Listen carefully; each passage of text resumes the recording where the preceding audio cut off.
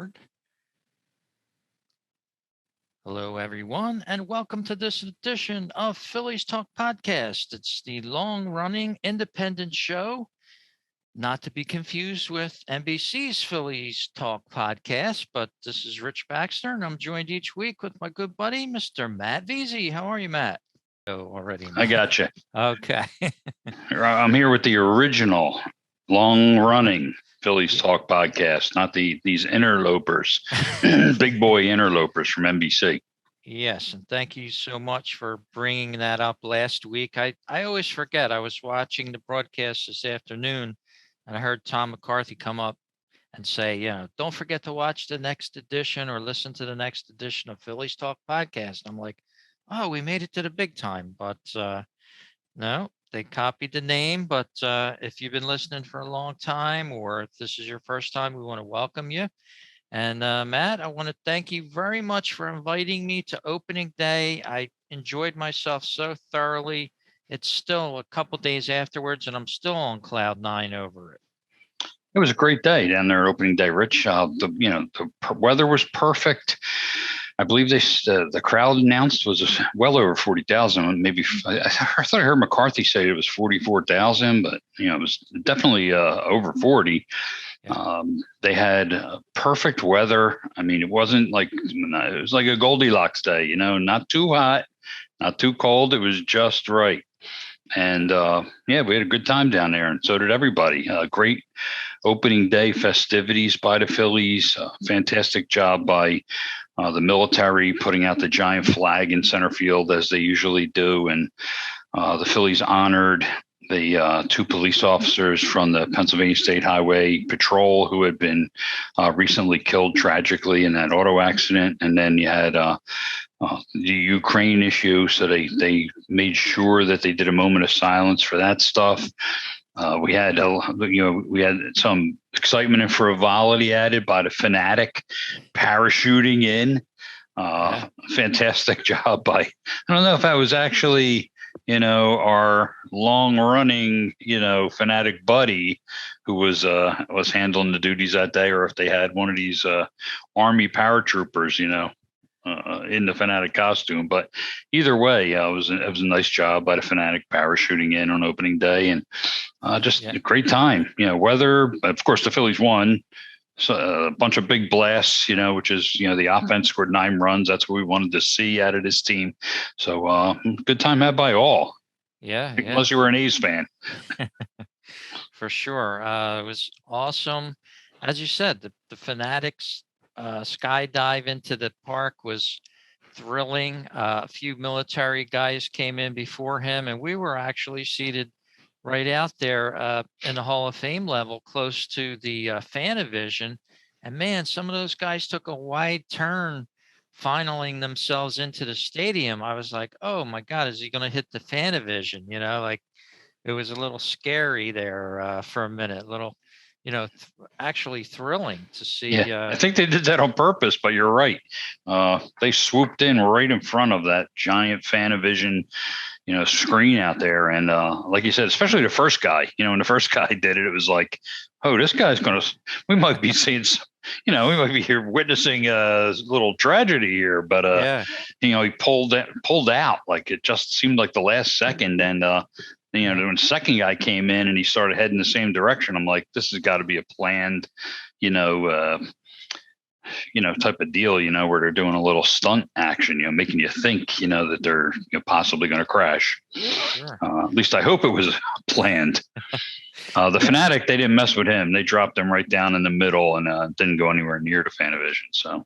Yeah, it was like, between the foul pole and Fanavision is not that much of a space, but the first two were coming in and they zipped right by it. And I was like, wow, that was.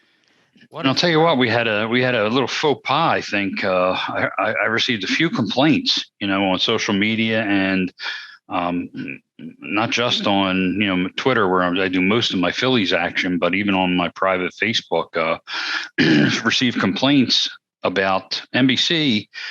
Their broadcast cut off the Fanatic right before he landed. He was coming down, and they were rolling their credits, and they cut him out before he even landed.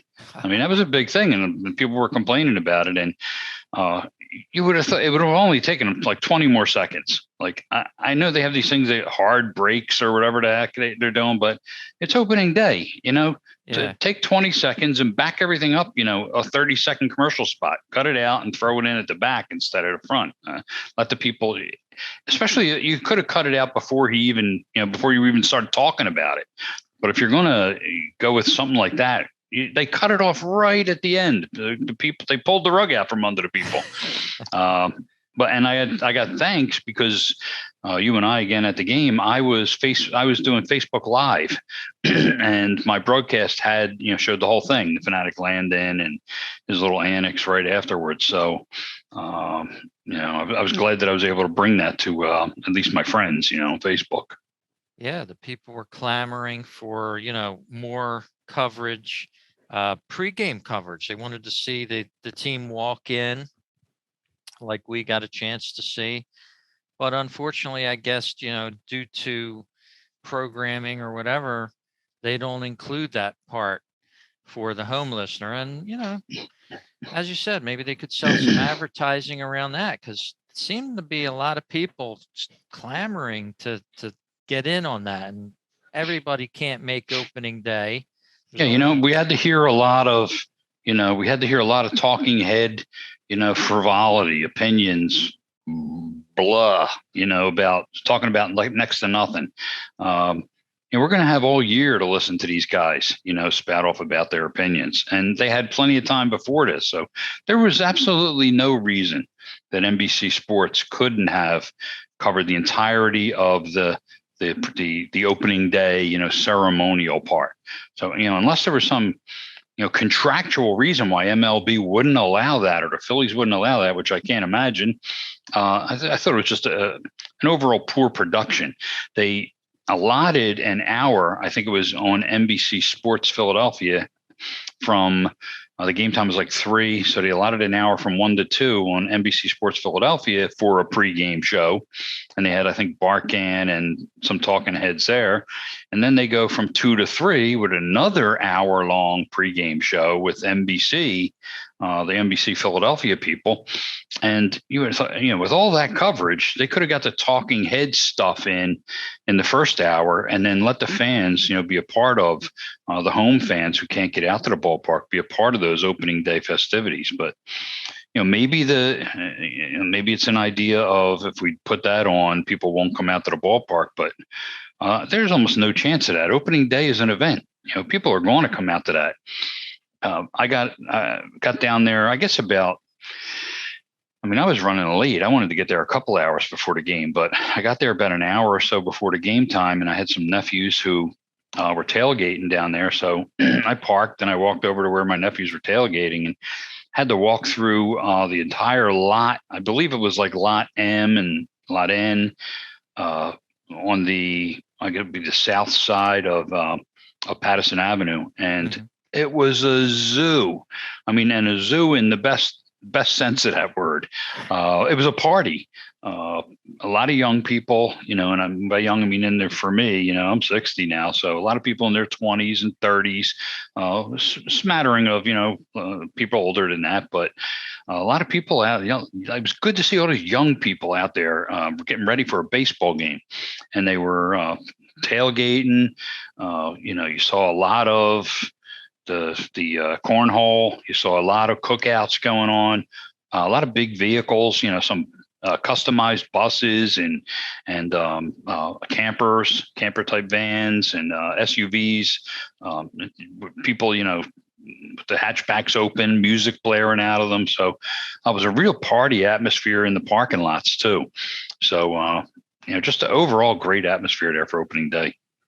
Yeah, it was a lot of people having catches, baseball catches and things in the parking lots. And I did get there a couple hours early for you. And let me tell you, you didn't miss much.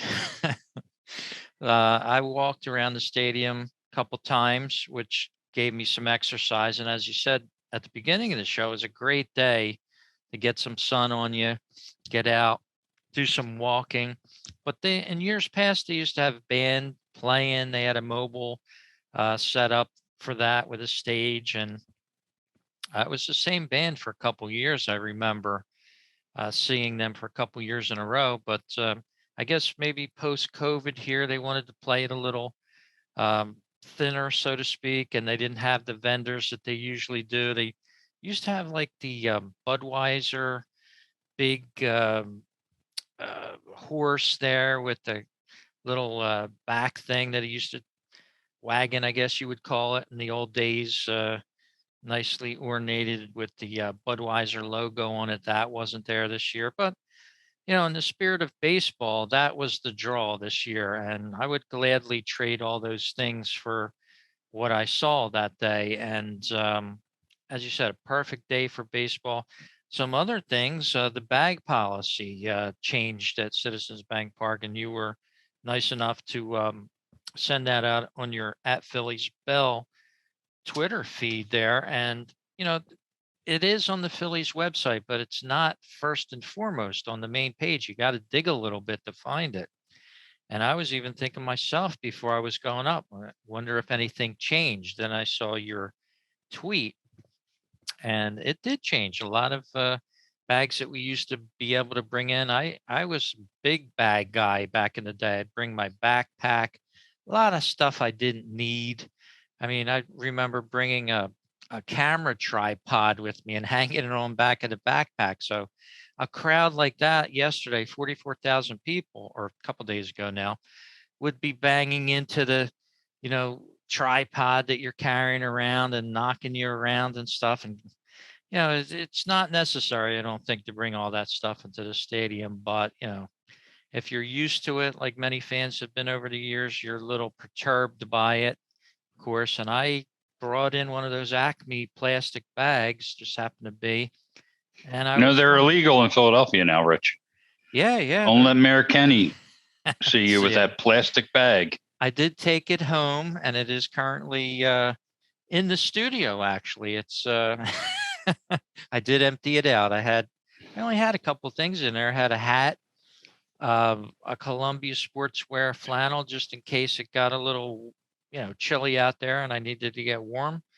And I forget what else, pack of gum I brought in, but I took it light, had my camera later on, took my camera off, put it in that plastic bag, and that worked for me. But yeah, plastic bags are going to be illegal here in the state of New Jersey. Less than 30 days, 20 some odd days away. May 1st ban, and you got to bring your own bags to the grocery store. So that's going to be a lot to get used to for us here. Well, you know what, Rich? I think this bag policy, when you look at it, it's ridiculous. It's a bad policy. It's not just a bag policy; it's a bad policy. And I don't know who thought of this. They can't have a whole heck of a lot of security experience. As you know, I have 30 years, of experience at the Philadelphia Police Department, and I worked many security operations. And this is ridiculous. You can't bring in a backpack, a tote bag, these drawstrings, which the Phillies have handed out before as giveaway items, a camera bag, no fanny packs, no handbags, women's handbags, no duffel bags, no binocular cases. All you can bring in are a medical kit. You can bring in a diaper bag, and they had whoever sat down and said, we got to make something easier for us. They had to allow a diaper bag, probably because, you can't bring little, 1 and 2 year olds into the ballpark, which some people do, without having a diaper bag. So that was probably a begrudging, allowance by security. As you mentioned, your convenience store plastic bags, such as you used to be able to get in Philly from Wawa or, Acme or a place like that. Your corner stores, and then a purse. Women can bring in a purse, no more than 8 by 5 by 1. That's pretty small, Rich. So a lot of women were complaining about this bag policy. I noticed a lot of people who bring in a handbag. A lot of women keep a lot of things in their handbag they like to bring with them. And there are a lot of families that would like to bring a backpack or a drawstring and carry different things in for to make the trip easier for their family. Maybe they don't have to spend as much money on food if they bring their own food in. So really, as I said, not just a bag policy, a really bad policy by the Phillies. And I hope that they revisit this. I hope they get enough complaints. It was a bad policy to put in overall, but they should have had these big advertisements, flyers that they put up on their social media. They should have had those prominently out in the parking lots so people didn't bring up these things to the gate and then be shot down, which there were 40 some thousand people there. I don't know how many people got turned away, but I saw dozens and dozens of people complaining online on Twitter and on Facebook about being turned away by security and having to walk back to their cars. I saw when I was walking up to the ballpark, I saw a number of bags in trash cans around Citizens Bank Park. So I know there must have been some people who just said, screw it, I'm not even going to, whatever this little plastic bag I bought up here is that they shot down. It's not even worth me walking all the way back to my car about. And they just threw the stuff away. So it's ridiculous. It's a ridiculous policy. And it was ridiculous really unprofessional, the way that they rolled it out. But that said, people are going to have to make themselves aware of it for this upcoming Mets homestand. Yeah, and they strictly enforce it. I remember if people want to see what it is, Rich, I'm going to pin it today up on my like you said, Phillies Bell. So if people want to go to @Phillies Bell on Twitter, I'm going to pin it up to the top of my feed there. And anybody that's going down to the game will be able to see this new bad bag policy. Yeah. And, as you said, over the years, I used to bring my camera bag. If I didn't have my backpack, I had my camera bag because I'm sort of a camera bug. My iPhone has sort of replaced a lot of that now for the time being, but I still have the camera that I brought in. It's a Nikon long range zoom, and I had to chance it, bring it in over my neck and put it into the plastic convenience store bag, as you said, that was accepted. And all that thing has to do is drop, and then you're out, $500-600. So,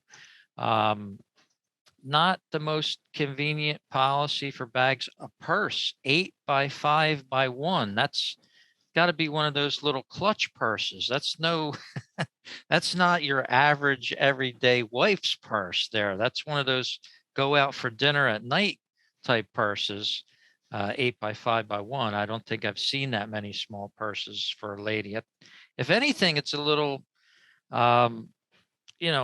against the women that come in, like you would. I think it's just laziness, Rich. I think it's nothing but pure laziness on security's part. They don't want to go through all these bags, or maybe they think it backs up things. All they have to do, rather than this bad bag policy, all they have to do is at one gate, like say at each place, one gate at first, at third, and in the outfield, assign one lane where it's a bag lane. This is a bag lane.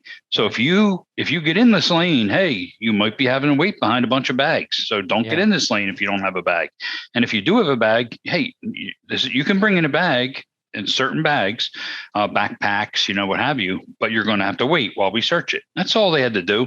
But it sounds to me like just laziness. That's all it is. Yeah, that's true. And I did see a couple ladies come in with their purses, naturally, their backpacks, longtime Phillies fan women with their, Phillies logos on the back of the backpacks. And I was thinking to myself, rolling my eyes like, there's another one, that's going to have to walk back to the car or wherever. I mean, say you didn't bring a car, say you're staying in a hotel or something and came down to the game, but they do have lockers there. That's the good thing. They'll hit you for $10. But, that aside, the bag policy and all, Aaron Nola started it off for the Phillies, and he pitched a marvelous game. Got up to the 7th inning, and then we saw him get hit a little bit by that home run bug.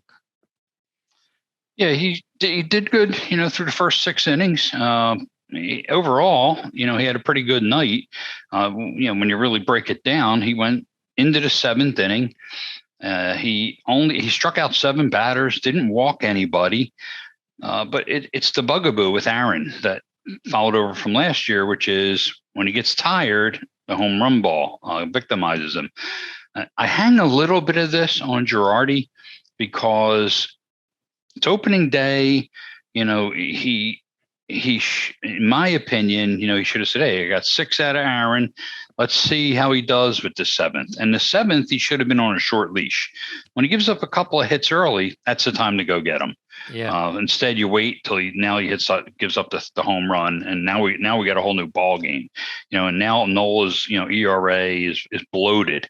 Now his start, which should have been a really good start for him, and he could have left on that note, doesn't look so good. But in the end, I was happy with it. He earned the win. He gave them 6 plus innings before he started to tire and left the ball up and gave up a home run. So I'm not overly concerned with Nola.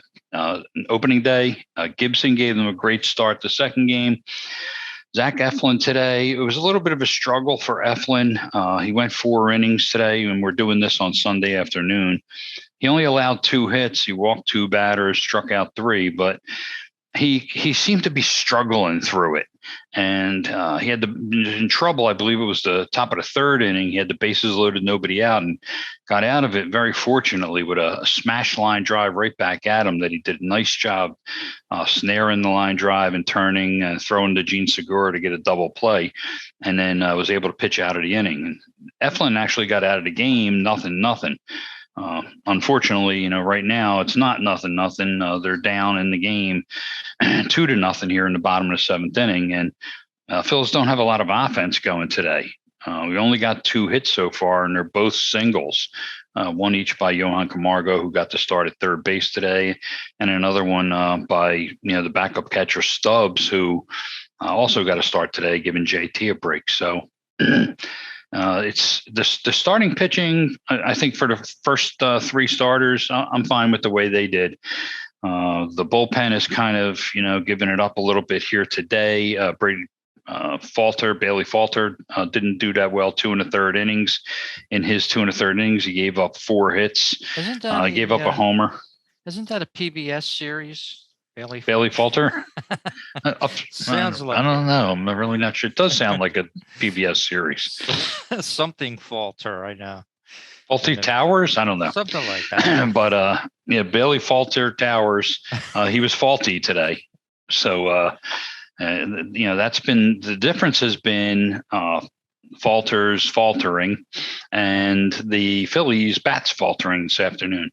They had a couple of nice drives early in the game that in a lot of nights, a lot of afternoons would have been home runs at Citizens Bank Park. But the wind is blowing in today and knocking balls down, and there's just no carry today. So it's pretty tough, unless you really get a break in the wind at the moment that you're hitting the ball, or you really crush one.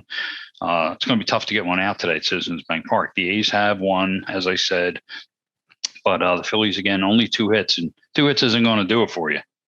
Yeah, and I saw Stubbs lay down a nice bunt earlier today, and maybe that's the thing that Phillies need to do more in this type of game. They didn't come out with that killer instinct, I want to say, if that's possible during a game. It seems like they've been very laid back in this game. And as you said, some of the starters that started the first couple games have a rest already. And when I looked at the lineup, the opening day, or this lineup for Sunday, actually, I thought to myself, are the Phillies ready to concede this game a little bit? In the spirit that they want everybody to play, of course. And you got to make the best of each game. So you're not conceding a game, Rich. This is professional baseball. So the Phillies certainly are not conceding a game. Right. There's professionals in there, and you look at this Phillies lineup. I mean, they started the game with Schwarber, Segura, Harper, Castellanos, Hoskins. The hot rookie Bryson Stott. I mean, there's plenty of offense there. They just didn't produce today. Schwarber, Segura, Harper, Castellanos, and Stott. They're all 0 for 3. Hoskins is 0 for 2 with a walk. So the big guys, none of them produced today. And they got, 5, 6, 7 or big bats in there. They're just not doing anything.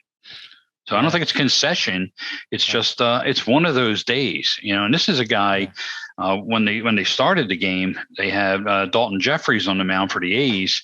He doesn't have a lot of big league experience. He got crushed around in spring training in the Grapefruit League, or where wherever they're playing out there, and the Cactus League. And today he holds them to 2 hits, 2 walks over 5 innings. So right now you have to say, over 162, this is going to happen, and it's a shame it's early, but it's just one of those days right now, and it's still happening here with the Oakland bullpen in. The Phillies aren't hitting the bullpen either, so Yeah. they got 2 more innings, so hopefully it's only 2 runs.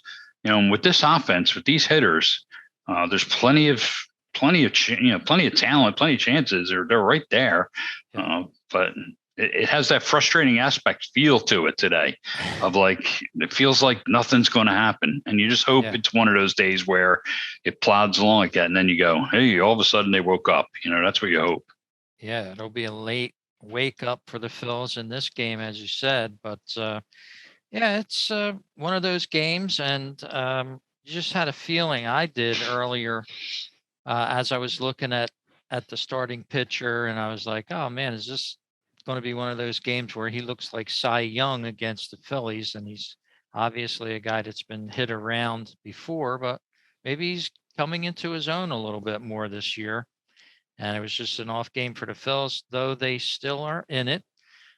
This afternoon, they're wearing the red and white pinstripes, their uniform, one of my favorite uniforms of the Phils.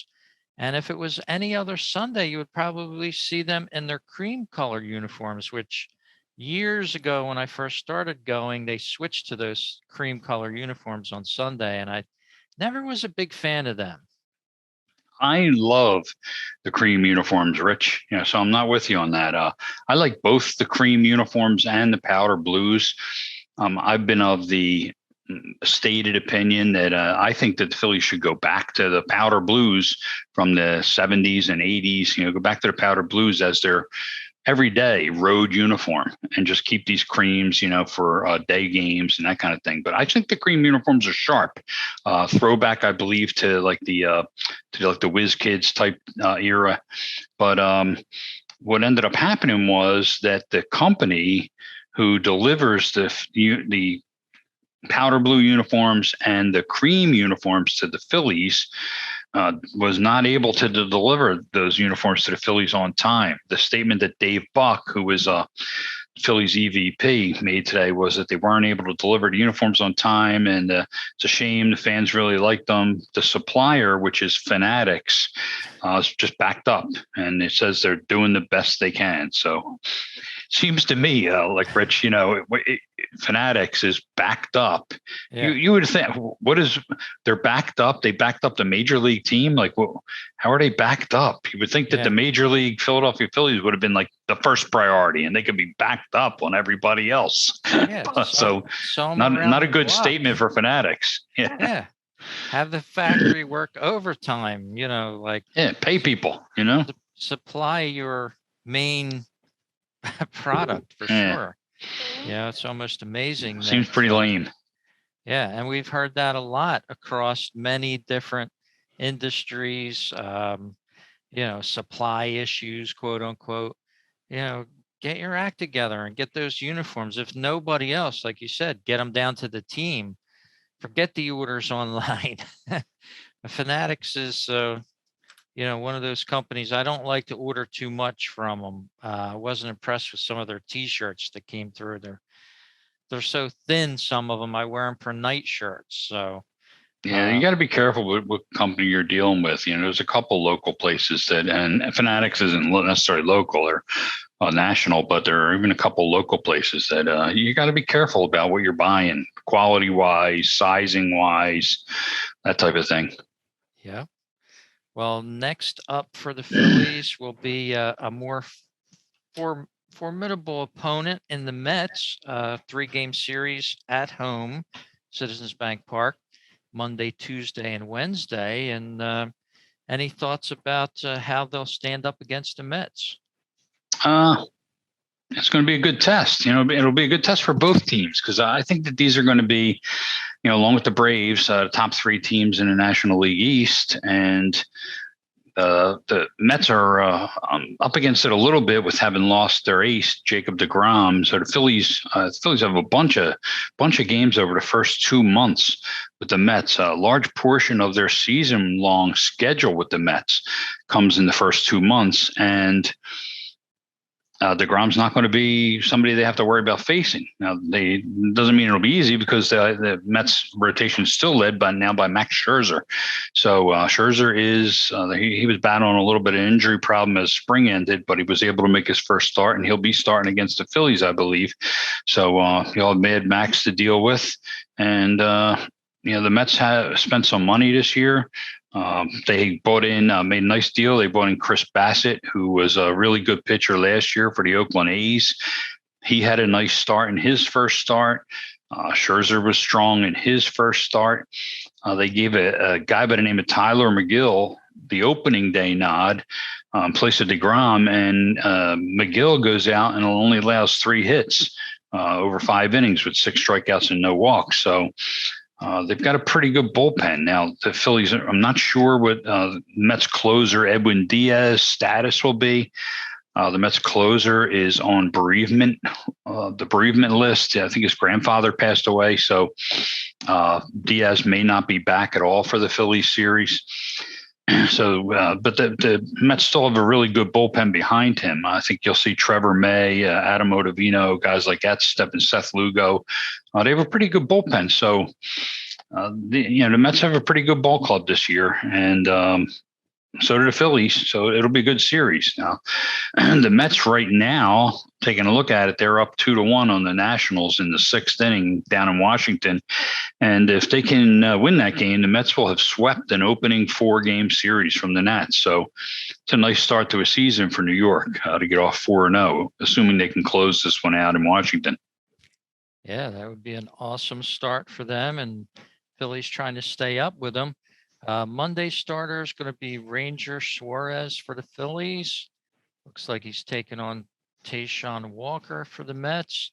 Tuesday, looks like Zach Wheeler may make his debut against his old team for 2022. Tyler McGill there going again for the Mets. And Wednesday's game, a marquee matchup, so to speak, Scherzer versus Nola. So get your tickets now for that one at 105. I originally had tickets for that one, Rich. My season ticket plan kicked in with that game as the first game, and I sold my tickets to my nephew. My nephew will be going with his girlfriend, I think. So, but they'll get a nice matchup there, Nola and Scherzer. So I'll be heading down to, believe it or not, of all things, the Flyers game that night.